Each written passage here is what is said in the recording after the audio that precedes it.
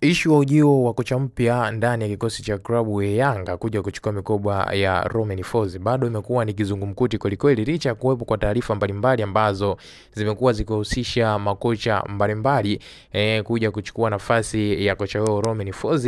Ametajwa kocha Nasreddine Nabi, lakini pia ametajwa kocha Miguel Gamondi. Ukiachana na hao makocha, lakini ameweza kutajwa kocha Said Ramovic, ambao hawa wote hakuna hata mmoja ambaye mpaka sasa hivi ameweza kutambulishwa. Sasa kumekuwa kuna taarifa nyingine ikimhusisha kocha raia Madagascar na timu ya taifa ya Madagascar Romuald Rakondondrabe, ambaye naye pia amehusishwa kwa sasa hivi kuja kutoa ndani ya viunga vya klabu ya Yanga. Lengo ni kuja kuchukua mikoba ya Romain Folz. Sasa kuhusiana na hii issue, wadau mbalimbali ama wachambuzi wamekuja kutoa mitazamo yao kuhusiana na issue hii ya ujio wa kocha huyu Romuald ndani ya kikosi hiko cha klabu ya Yanga. Kupitia kwenye kurasa ya Instagram wa Ansel Rafael, siku kadhaa zilizoweza kupita, ameweza kuposti na kuandika caption inayosomeka kwamba kwa 90% Yanga na Romuald wamekubaliana kila kitu, kilichobaki ni kocha huyo kusaini mkataba na kutangazwa Jangwani. Yanga ameweka mezani mkataba wa miaka 2,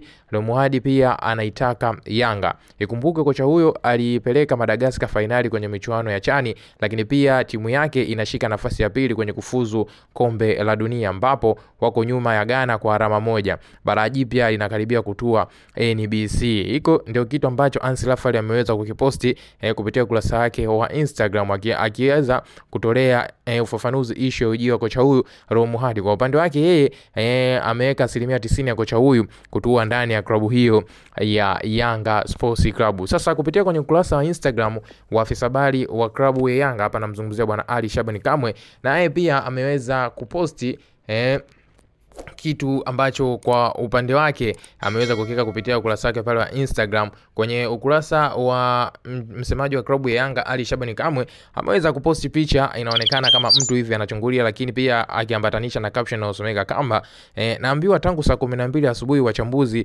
wanavizia airport wakamilishe story yao ya kumpokea kocha mpya leo Jumamosi. Akaweka na emoji za kucheka hivi.